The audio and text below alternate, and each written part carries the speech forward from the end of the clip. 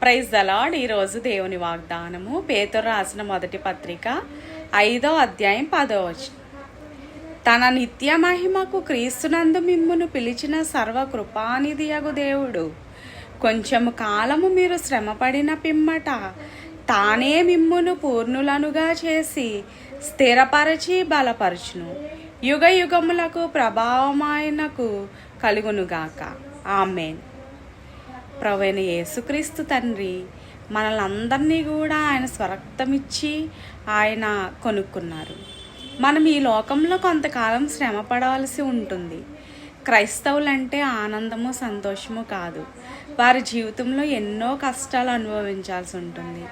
మనము పరలోక రాజ్యము నిత్య రాజ్యంలోనికి మనం చేరుకోవాలంటే ఈ లోకంలో ఎన్నో హింసలు, అవమానాలు, ఇబ్బందులు ఎదుర్కోవాల్సి ఉంటుంది.